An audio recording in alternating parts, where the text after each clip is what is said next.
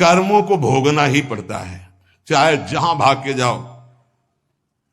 किसी ने प्रश्न किया था कि आपने कहा देवराज इंद्र ने अहिल्या के साथ गलत व्यवहार किया, तो आपने ये नहीं बताया उसको दंड क्या मिला। क्योंकि दंड का विषय नहीं चल रहा था, विषय चल रहा था कि भोगाकर्षण कितना प्रबल होता है कि हजारों लाखों अप्सराओं का स्वामी भी, देवराज इंद्र भी, एक मुनि की कुटिया में जाता है और वहां ऐसे गंदे भाव से गौतम ऋषि का वेश धारण कर कर अहिल्या जी का, तो उसको जानते हो क्या दंड मिला था? उसको 1000 भग हो जाए तुरंत साप मिला था। तुझे भग से, भग मानी योनि, तुझे योनि से बहुत प्यार है, तू देवराज इंद्र है, तू जो चाहे कर सकता है, तो देख मैं अभी तुझे दंड देता हूं। गौतम ऋषि ने कहा सहस्त्र भगधारी हो जा। पूरे शरीर में हजारों योनियां हो गई और हर योनि से महान दुर्गंध, अब बैठ त्रिभुवन पति बन करके चरणों में लौट गए। 1000 योनि पूरे शरीर में, योनि योनि, और दुर्गंध युक्त घृणास्पद घोर नर्क, समझो घोर नर्क, चरणों में गिर गए। महाराज त्रुटि हो गई, आप भगवत स्वरूप ऋषि हो, आप बड़े दयालु, बहुत विनय की। तब का भोग तब तक जब तक भगवान रामावतार में नहीं आते। जब श्री राम अवतार लेंगे तो उनके दर्शन के लिए ब्रह्मादि सब देवता उपस्थित होंगे, तू भी उपस्थित होगा, तब यही भग 1000 नेत्र रूप में परिणित हो जाएंगे। ये दंड मिला था। तो जानते हो सिंहासन में बैठने से शर्म आती थी और महल में रहते थे अमरावतीपुरी में, निकलना मुश्किल था क्योंकि 1000 भग खुला उनके शरीर में बने हुए थे। कर्मणों गहनो गति, गहन है कर्म की गति, भोगना पड़ेगा। एकमात्र श्री भगवान क्षमा कर सकते हैं, दूसरा कोई नहीं। आम त्वाम स्वरूपापि भ्यु मुख शिष्यामि मासुचा। कामना जब उपासक के अंदर होती है तो ना चाहते हुए भी उससे पाप कर्म हो जाता है। विकर्म से बचना है तो काम कामना वासना मन ते अति कर दूर। राधा राधा राधा, पर है बहुत कठिन, बहुत कठिन है। कामना के त्याग के बिना ये निषिद्ध कर्म, पाप कर्म, विकर्म, इससे बचा नहीं जा सकता। गहनो कर्मणो गति, कर्म की बड़ी गहन गति है। कौन सा कर्म बांधने वाला है, कौन सा कर्म मुक्त करने वाला है, इसका निर्णय करने में सब समर्थ नहीं है। जो भगवान में चित्त जोड़े हुए या स्वरूप बोध है, वही उन्हीं के द्वारा निर्णय माना जा सकता है। ये बड़े बड़े विद्वानों में भी गलती हो जाएगी निर्णय करने में। निर्णय में 2 ही समर्थ हैं, या तो भगवत प्रेमी महात्मा या ब्रह्मबोध संपन्न ब्रह्म ऋषि। कर्म क्या है समझ गए? कोई भी कर्म करने के पहले जो फल आकांक्षा से प्रेरित होकर शास्त्र सम्मत किया जाता है उसे कर्म कहते हैं। अकर्म क्या है? जो तत्वबोध प्राप्त महापुरुष हैं, निर्लिप्त हैं, ममता रहित हैं, आसक्ति रहित हैं, उनके द्वारा हुआ कर्म अकर्म हो जाता है। वो फल नहीं देगा, वो बांधने वाला नहीं। विकर्म क्या है? जो कामना बढ़ी हुई मनमानी पापाचरण है उसे विकर्म कहते हैं, और ये बहुत भयावह है, ये दुर्गति का कारण है। इसी से नाना प्रकार के दुख भोगने पड़ते हैं। श्री भगवान कह रहे हैं जो कामना से कर्म होते हैं वो कामना अधिक बढ़ जाने पर केवल पाप होने लगते हैं। जैसे धन की कामना से कर्म शुरू होते हैं, फिर धन की जब ज्यादा इच्छा हो जाती तो बेईमानी, चोरी, हिंसा, छल कपट, इसके करने में कोई भय नहीं रह जाता। अकर्म हमारे कर्म हो जाए ये बहुत जरूरी है। अकर्म, तो उसके 2 ही उपाय हैं, या तो निर्लिप्त, फलासक्ति रहित, ममता रहित, ये तो स्वरूप बोध महापुरुष में होता है। तो एक सरल उपाय है, अपने शास्त्र सम्मत कर्तव्य कर्मों को फलिच्छा का त्याग करके श्री भगवान को समर्पित कर दो। राधा राधा जपो, नहीं बहुत यहां जो भी करोगे उसका दंड मिलेगा। महाप्रभु हरिवंश चंद्र जी कहते हैं जैसी हरिवंश नरक गति दुर्भर यम द्वारे कटियत नक छीके। छींक दिया उसका भी है, कहां छीका, किस जगह अंगुली उठाई, किस लिए? एक एक चेष्टा का तुम्हारे कहने से थोड़ी होगा। अरे कहीं कुछ नहीं, ये बावरे लोग हैं, इनको क्या पता है। जब दंड मिलते हैं तब इनको समझ में नहीं आता कहां से मिल रहा है दंड। अजर अमर हो, अविनाशी हो, शरीर को लेकर के देहाभिमान से बात कर रहे हो, कोई भगवान नहीं, कोई नहीं। तुम्हारे आंख मूंदने से हो जाएगा क्या? इस अपराध का दंड है। ऐसे ही यहां जो पापाचरण कर रहे हो कोई भगवान नहीं, इसका जब हिसाब आएगा तब तुम्हें पता चलेगा। करुणा निधान स्वामी ने ये जन्म तुम्हें अपनी तरफ से करुणा करके दिया है कि तुम मुक्त हो जाओ। उपासक को चाहिए कि कामना का नाश करके विकर्म का नाश करके अकर्म हो जाए, तभी वो जीवन मुक्त होता है। कर्मण्य कर्म यह पश्येद कर्मणि च कर्म यह सा बुद्धिमान मनुष्येषु स युक्तः कृष्ण कर्मकृत। बड़ी बात कह रहे हैं श्री भगवान। कर्मण्य कर्म यह पश्येद कर्मणि च कर्म यह, जो मनुष्य कर्म में अकर्म देखता है स्थिति, और जो अकर्म में कर्म देखता है, वो मनुष्यों में सर्वश्रेष्ठ बुद्धिमान है, वो योगी है, वो ज्ञानी है, वो संपूर्ण कर्मों को करने वाला होते हुए भी कृतकृत्य जीवन मुक्त है। ये स्थिति है। कर्मण्य अकर्म यह पश्येत, कर्म करते हुए भी अकर्म स्थिति, कर्म करते हुए भी निर्लिप्त रहना। निर्लिप्तता एक बहुत बड़ी सिद्धि है।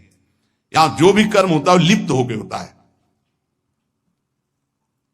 मानो आधी आपकी परिक्रमा हुई, चलो अब बैठ करके पद गाते हो गए, नहीं नहीं थोड़ा ही तो रह गया, पूरी हो जानी चाहिए। क्यों, कौन सा फल चाहिए, कौन सा फल चाहिए? नहीं, पूरी होने पर ही सिद्धि होती, फल प्राप्त होती। फल आगे रख लिया ना, लिप्त हो गए, लिप्त हो गए। ये इसी तरह सब शुभ से शुभ बड़े से बड़े कर्म में निर्लिप्तता का मतलब है पूर्ण होना ना होना, लाभ होना या हानि हो जाना, जय या पराजय, सुख या दुख, सुख दुखे समय कृत्वा लाभा लाभो जया जय, ये निर्लिप्त स्थिति है। पूर्णता अपूर्णता से मतलब कोई संकल्प नहीं, स्वाभाविक सहज ही। आगे इस श्लोक में इसका भी भगवान वर्णन करते हैं। पूरा हुआ कर्म या नहीं पूरा हुआ, फल अनुकूल आया या प्रतिकूल आया, आया या नहीं आया, इससे किसी से मतलब नहीं। निर्लिप्त शास्त्र सम्मत केवल कर्म बिना किसी संकल्प इच्छा के हो रहा है। यंत्रवत अमुक कर्म मैं करता हूं, इस कर्म का फल ये होता है, ऐसा लक्ष्य रख करके जो भी कर्म किया जाता है वो उसे बांधता है। ध्यान दीजिए, यहां भगवान बहुत सावधानी की बात कर रहे हैं। अमुक कर्म मैं करता हूं, इस कर्म का ये फल है, ऐसी भावना रखकर जो भी कर्म किया जाता है बड़े से बड़ा, वो उसे बांधता है, ना कि मुक्त करता है। प्रत्येक कर्म का आरंभ और अंत होता है, शुरू और विश्राम होता है, इसलिए उसका फल आरंभ और अंत वाला होता है। परंतु हमारी जो दुख निवृत्ति होगी वो नित्य पद में होगी, जो निरंतर है, आनंदमय है, सच्चिदानंदमय है, वो अंत आदि वाला नहीं है। क्रियाएं सब आदि अंत वाली हैं, परिवर्तनशील हैं, उनके फल परिवर्तनशील है। पर जीव फल की इच्छा रख करके ही हर कार्य करता है। अंदर की बात है, बिना फल की इच्छा किए तुम कोई कार्य नहीं करोगे। आज ऐसा करते हैं, पहले फल आएगा उसका, इसका फल क्या होगा, ये चलो ऐसा करते हैं। इसलिए भगवान कहते हैं कर्मण्य कर्म यह पश्येत, जो कर्म करते हुए अकर्म कर दे, उसको फल देने लायक न रखे, तभी जीवन मुक्त होगा। क्या कर्म होगा? निर्लिप्त, अनासक्त, फल की इच्छा रहित। हो रहा है, हो गया तो जय जय, नहीं हुआ तो जय जय, हमें कोई फल थोड़ी चाहिए था। स्वाभाविक एकदम, कितनी अखंड प्रसन्नता, परम विश्राम। लेकिन ये बात जब तक स्व का बोध नहीं है तब तक नहीं होगा। वो बहुत परेशान हो जाएगा, चिंतित हो जाएगा। फल की इच्छा ना रखने से नया राग उत्पन्न नहीं होता, नया राग उत्पन्न ना होने से वो बंधन मुक्त हो जाता है। ये कैसे समझ में आएगा? बहुत कठिन है ये समझ में आना। साधक सर्वथा वीतराग तभी होगा जब उसका नया राग उत्पन्न ना हो। वीतराग महापुरुष के सारे कर्म अकर्म हो जाते हैं। जीव का जन्म, जीव का मरण, जीव को भोग प्राप्ति कर्मों के अनुबंध से होता है, इसी कर्मों के बंधन से। जैसे किसी परिवार में बालक हुआ तो उसमें केवल बालक का ही कर्म नहीं है, पूरे परिवार के साथ में जुड़ा हुआ कर्म है। कोई उसकी मां बना, कोई पिता बना, कोई भाई बना, कोई मित्र बना, कोई पड़ोसी शत्रु पक्ष का भी है, जिसकी जलन हुई कि लड़का हुआ है। ऋणानुबंध, उनमें सैकड़ों हजारों लाखों के कर्म बंधन उस बालक से जुड़े हुए हैं। किसी का वो ऋण चुकाने आया है और किसी से ऋण वसूल करने आया है, किसी का सुख भोगा तो सुख देने आया है और किसी का बदला लेने आया है। सैकड़ों अनुबंध हैं उसके, एक बार जन्म में सैकड़ों कर्मों के अनुबंध हैं। अनेक जन्मों में अनेक लोगों से किया हुआ कर्म उसको भोगना होता है। ये लेन देन का, दुख सुख का, जन्म मरण का व्यापार बहुत समय से चलता आ रहा है। इसको बंद करने का अवसर आ गया है। जन्म मरण से छुटकारा मिलने के लिए हमको ये मानव देव सत्संग मिला है। इसको बंद करने का उपाय है आगे के लिए कर्जा लेना नहीं, और जिनको कर्जा दे दिए हैं उनका माफ कर दें या वापस ले लें, दुकान बंद करें, चले। लेना न देना, मगन रहना, दोनों बात करनी पड़ेगी। या तो माफ करो, प्रभु से प्रार्थना करो कि जिनको हम दिए हैं हमें कभी नहीं लेना, हमें नहीं लेना, क्योंकि लेने आना पड़ेगा। हे नाथ क्षमा करो, हमने माफ किया, और हमको माफ करो। जिनको हो तो प्रभु सामने भेजो और सेवा करवा दो, और या फिर माफ करो, अब लेने देने से हमें मुक्त करो। प्रभु ही करते हैं। जिनसे सेवा करवाई है सेवा करनी पड़ेगी। नया ऋण लेना बंद करो, पुराना ऋण चुका दो, सेवा कर दो, सेवा ले मत। ऋणानुबंध लेने देने का व्यापार अगर बंद हो गया तो तुम मुक्त हो जाओगे, जन्म मरण बंद हो जाएगा। जैसे दुकानदार अपनी दुकान खत्म करना चाहता हो तो उसे दो काम करने पड़ेंगे। जिसको देना है उसको तो पक्का दे दो, देना ही पड़ेगा, नहीं तो दुकान हटाने के बाद भी वो लेगा तुमसे। तुम वही दुकानदार हो ना, 100 रुपया लो हमारे, तुमने लिए थे, देना पड़ेगा। लेने में क्षमा कर सकते हो कि हमें नहीं चाहिए, पर देने में आपको देना होगा। जिससे लेना है उसे तो तुम क्षमा कर सकते हो, जाओ हमने माफ किया, लेकिन जिसको देना है वो देना है। नहीं हो तो कहीं भी दुकान खत्म करने के बाद भी मिलोगे तो तुमसे ले लेगा। अगर ये लेना और देना दोनों मिटा पाए इस जन्म में, तभी तो। जैसे कोई गाली दी तो हिसाब है भाई, हिसाब है। और हृदय में पीड़ा हुई ना तो हमने पहुंचाई होगी पीड़ा। राधा राधा राधा। किसी ने धक्का मारा, किसी ने कटु व्यवहार किया, अपमान किया, भगवान हमारे किसी अपराध का मार्जन कर रहे हैं, इसीलिए भक्त सहता है। अपने लिए अब किसी से कोई ऋण ना ले, सेवा किसी भी तरह का कुछ भी ऋण, ये ध्यान रखो। यहां से जाना है, हमें यहां से जाना है। शरीर से प्रेम ना अपने करो ना किसी और के करो, ये छूटने वाला है, जाने वाला है। कब जाएगा अब इसका पता नहीं, शाम के जाएगा कि कल सुबह जाएगा कि दोपहर जाएगा, 10 वर्ष में जाएगा कि 5 वर्ष, जाना है।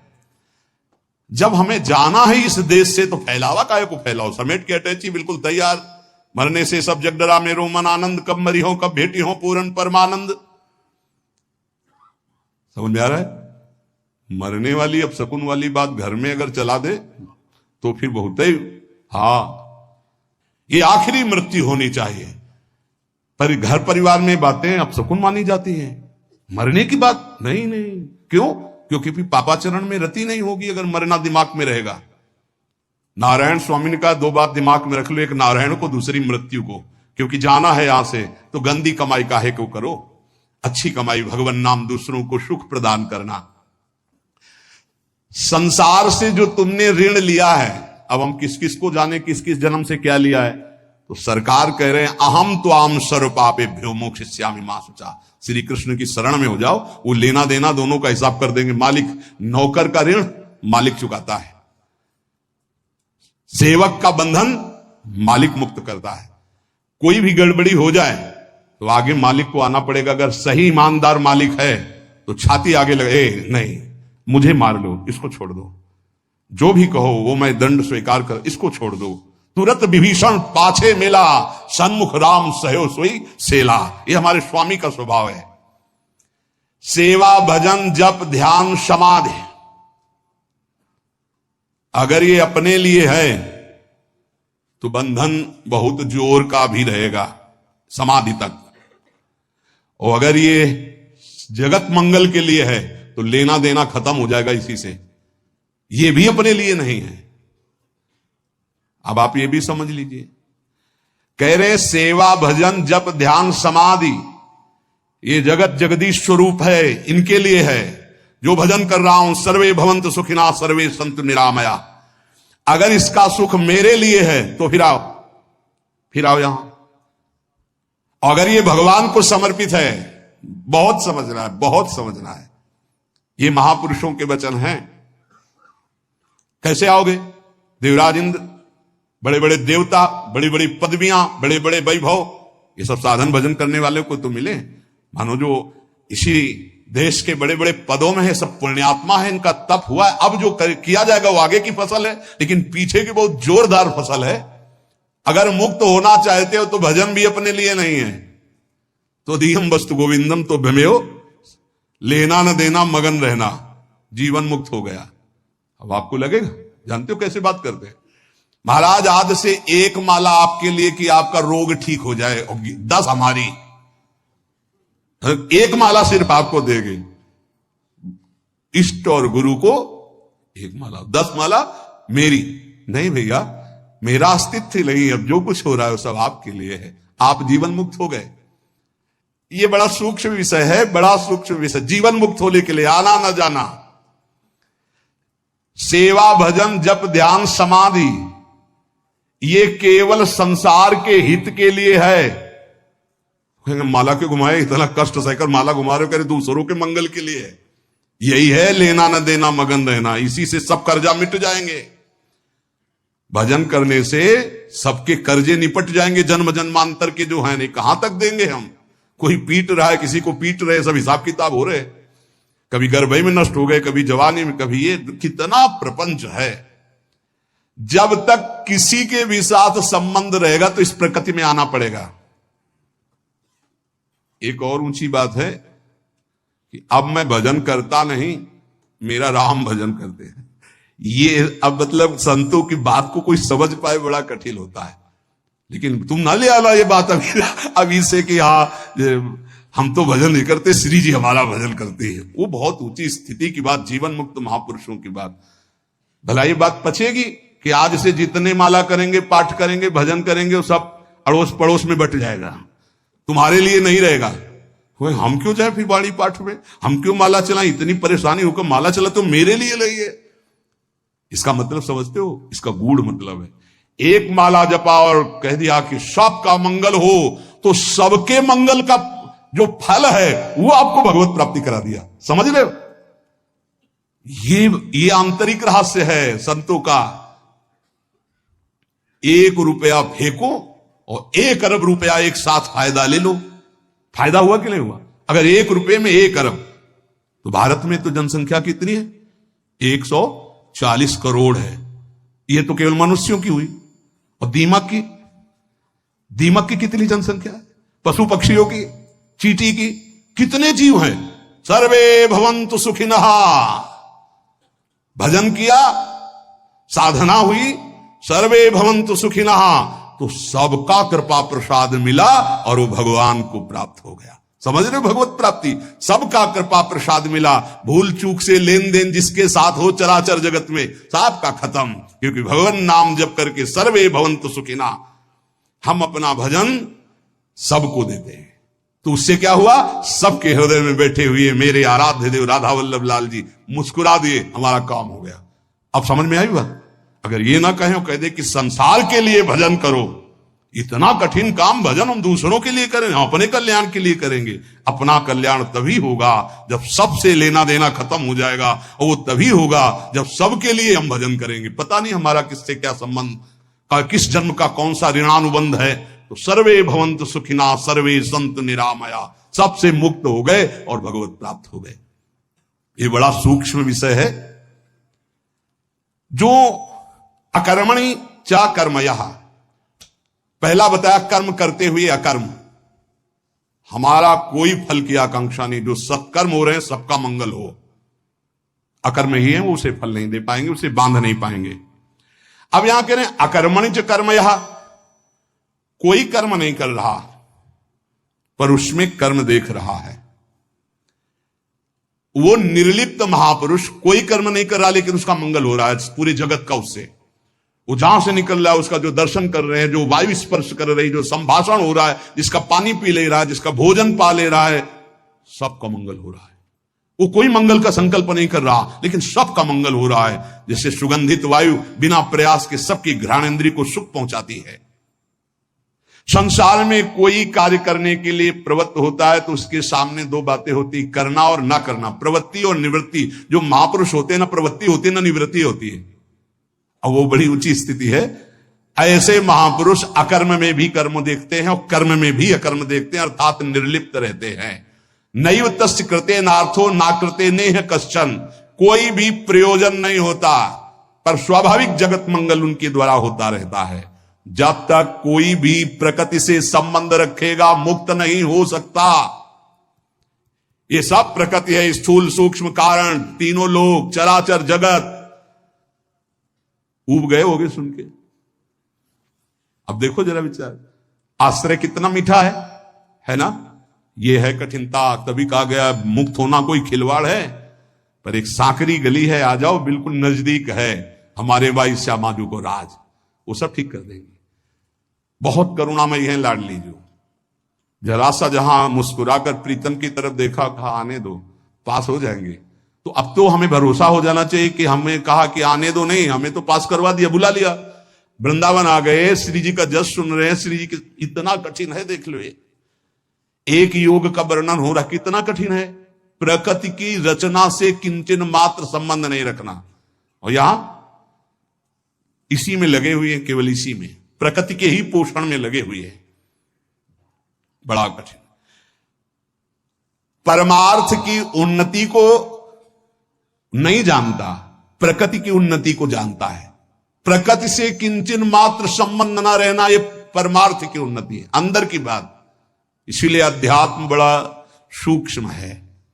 ना प्रवृत्ति ना निवृत्ति, ऐसी स्थिति वो महापुरुष अकर्म में भी कर्म और कर्म में भी अकर्म स्थिति देखता है। चलना फिरना, खाना पीना, स्थूल शरीर की क्रियाएं, एकांत में रहना, चिंतन करना, ध्यान लगाना, सूक्ष्म शरीर की क्रियाएं, और समाधि लगाना, कारण शरीर की क्रियाएं, ये तीनों क्रियाएं मेरी नहीं है, निर्लिप्त। ये स्थिति उस महापुरुष के द्वारा सारे कर्म अकर्म होते हैं।